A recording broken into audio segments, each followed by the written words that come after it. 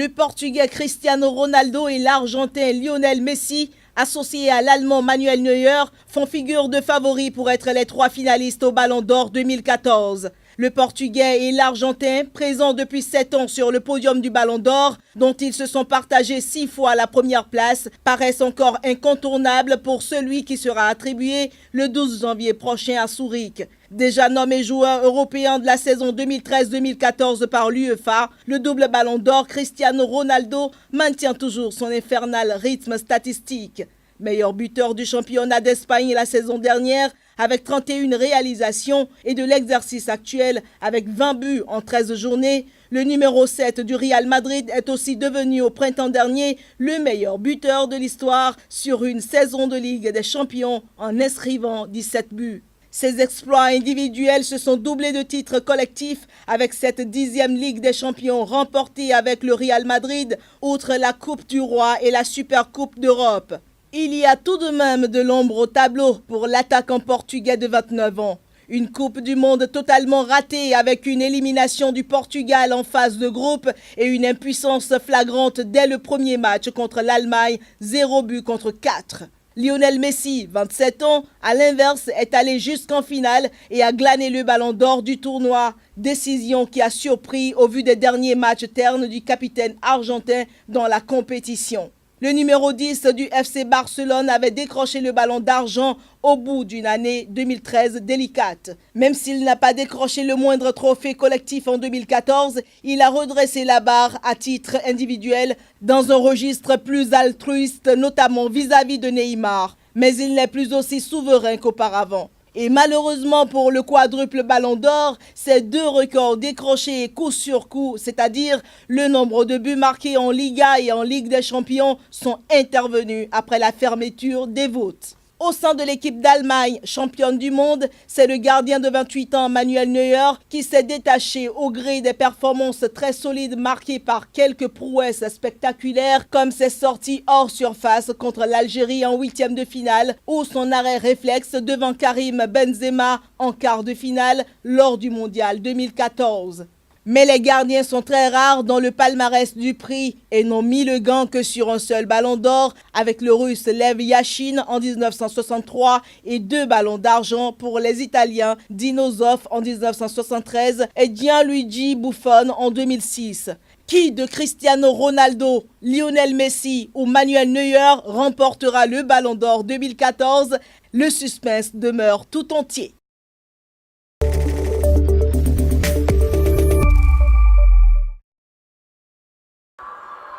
Dans son petit appartement à Albi, Stéphanie ne se lasse pas de revoir son but.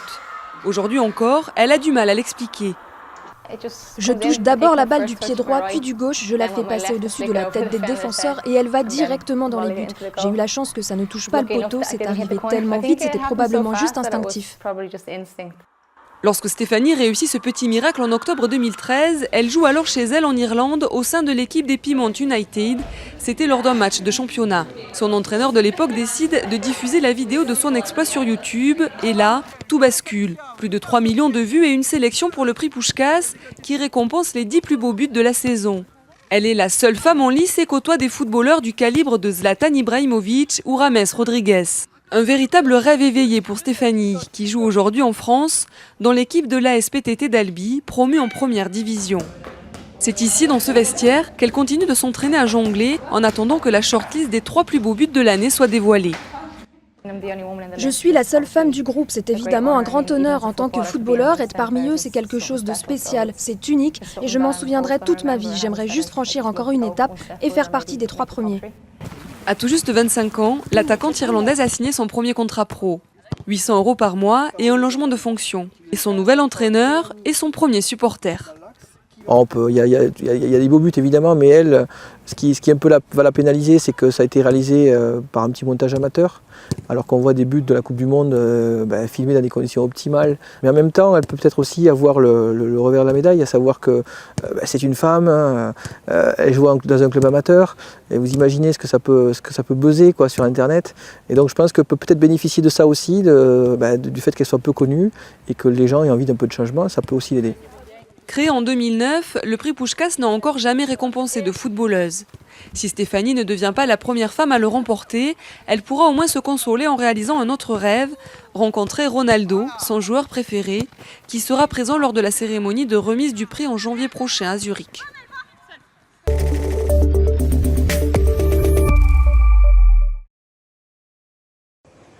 À 2 pas du premier stade au monde équipé d'un système de climatisation, les ouvriers apportent les touches finales à l'Arène Ali bin Hamad Al Attiyah de Doha. Construit en 18 mois, il accueillera dans quelques semaines les épreuves du championnat du monde de handball masculin. Il présente lui aussi des fonctionnalités innovantes.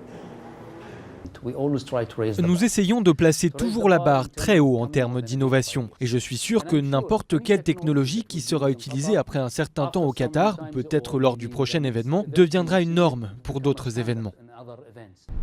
Nouveau stade, métro, autoroute et même une nouvelle ville en construction au milieu du désert. Selon un rapport publié en 2013 par le cabinet Deloitte, le Qatar aurait prévu de dépenser 200 milliards de dollars pour se préparer à l'accueil de la Coupe du monde de football de 2022. Malgré les polémiques sur les conditions de travail des ouvriers sur ces chantiers et la chaleur accablante qui y règne l'été, le riche émirat ne cesse de se voir confier l'organisation de grands événements sportifs. Dernier exemple en date, les championnats du monde d'athlétisme qui auront lieu à Doha en 2019. Le Qatar aurait dépensé 37 millions de dollars pour promouvoir sa candidature. Dans un mix marketing, si je puis dire, de diversification, un portefeuille varié d'investissement d'un pays ou d'une entreprise, il est normal que l'on mette le sport, tout simplement parce que c'est aussi un merveilleux outil de progrès social et de développement économique.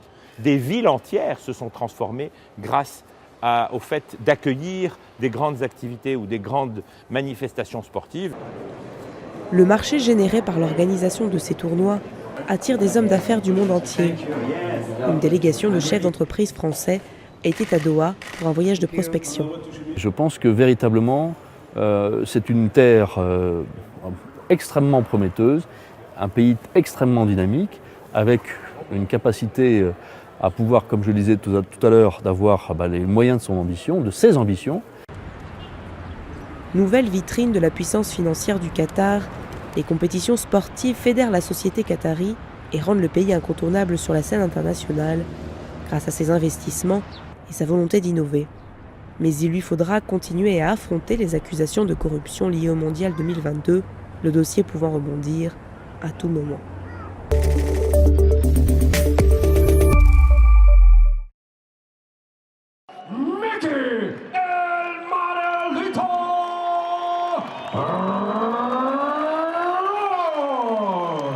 L'acteur hollywoodien Mickey Rourke, ex-boxeur, a remporté vendredi une victoire spectaculaire en revenant sur le ring à Moscou à 62 ans après avoir accroché les gants de boxe pendant 2 décennies. En short rouge décoré d'une image de drapeau russe, l'acteur visiblement en pleine forme n'a pas épargné ses forces en semant des coups sur son rival, Elliott Seymour, un boxeur professionnel américain de 33 ans son cadet. Le match prévu en 5 rounds de 2 minutes et demie chacun n'a duré qu'environ 4 minutes, à l'issue desquelles Elliott Seymour, 29 ans, a jeté l'éponge face à une pluie d'attaques de Mickey Rourke. Ça n'a pas grand-chose à voir avec l'âge. Vous savez, je m'entraînais avant dans une salle à Miami. Il y avait un boxeur là, un combattant qui avait environ 75 ans. Il pouvait battre n'importe quel gamin de 20 ans. L'âge n'est qu'un chiffre.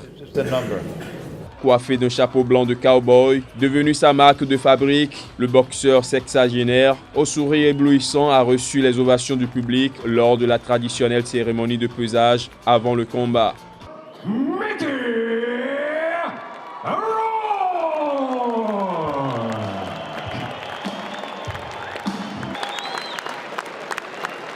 Ancien sexe symbole des années 80, au cours desquels il était devenu la coqueluche des jeunes filles pour son rôle sulfureux dans le film intitulé 9 semaines et demie, Mickey Rourke a repris sa carrière de boxe en 1991 jusqu'en 1995. Pour la première fois en presque 20 ans, celui que les amateurs de boxe connaissaient sous le surnom d'El Marielito a fait son retour sur le ring lors de ce combat à Moscou, retransmis en direct par la télévision russe.